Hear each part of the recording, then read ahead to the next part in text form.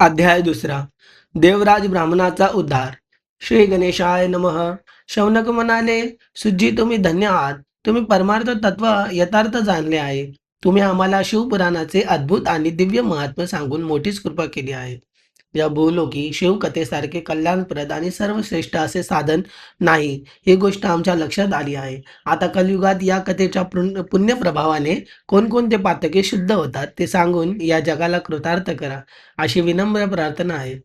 सूत शौनकांना म्हणाले, मुनिवर्य, शिवपुराणाच्या श्रवण पठणाने पापी, दुराचारी, दुष्ट आणि कामक्रोधादी विकारांनी व्यापलेले सर्व मानव शुद्ध होतात. मी तुम्हाला याविषयीची एक पुरातन कथा सांगतो. तिच्या श्रवणाने मनुष्याच्या पापांचा पूर्णतः नाश होतो. फार पूर्वीची गोष्ट आहे. किरातांच्या नगरात देवराज नावाचा एक दुर्बळ आणि दरिद्री ब्राह्मण राहत असे. तो वैदिक धर्माला अनुसरून वागत नसे. वैश्यवृत्तीचा अवलंब करून रसादिकांची विक्री करीत असे. त्याने विश्वासघात करून अनेकांना फसवले होते. अनेकांना ठार करून त्याचे धन लुबाडले होते.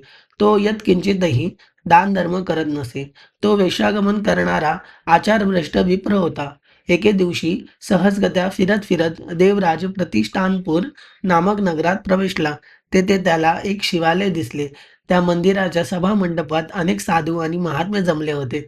त्या ब्राह्मणाने तेथेच विश्रांती घेण्याचे ठरवले. त्या रात्री त्याला ताप भरला. खूपच त्रास होऊ लागला. त्या समयी एक ब्राह्मण उपस्थित श्रोत्यांना शिवपुराण ऐकवत होता. तापाने फणफणत असूनही तो ब्राह्मण शिवकथेचे लक्षपूर्वक श्रवण करत होता. हे कथावाचन महिनाभर चालले होते. त्या अवधीत व्याधीने जर्जर होऊन तो ब्राह्मण तेथेच पडून होता. गलित गात्र असूनही त्याला संपूर्ण पुराण कथा श्रवणाचा लाभ झाला. त्याच्या आयुष्यात एवढेच काय ते पुण्यकर्म घडले होते. मग तो लवकरच मरण पावला. यमदूतांनी त्याच्या जीवात्म्याला पाशांनी बांधून मारत मारत यमलोकी नेले. तेवढ्यात भगवान शंकराचे पार्षदगण त्वरेने तेथे आले. ते कर्पुरासमान शुभ्र वर्णाचे होते. त्यांच्या भस्मचरित त्यांच्या भस्मचर्चित सर्वांगावर रुद्राक्षांची आभूषणे होती. त्या प्रत्येकाच्या हातात त्रिशूळ होते. त्यांनी यमदूतांना धमकावले, मारहाण करून पिटाळून लावले. त्यांनी देवराजाची पाशातून मुक्तता केली. त्याला शिवलोकी नेण्यासाठी एक दिव्य विमानात बसवले. त्यामुळे यमलोकात मोठी खळबळ माजली. यमदूतांचा कोलाहल ऐकून यमधर्म आपल्या प्रसादातून बाहेर आला. साक्षात रुद्र समान दिसणाऱ्या पार्षदगणांना पाहून त्याला मोठे आश्चर्य वाटले. त्याने भीतीपोटी त्यांच्याकडे कसलीही विचारणा केली नाही. अंतर्दृष्टीने सर्व प्रकार जाणून घेऊन तो गप्प राहिला.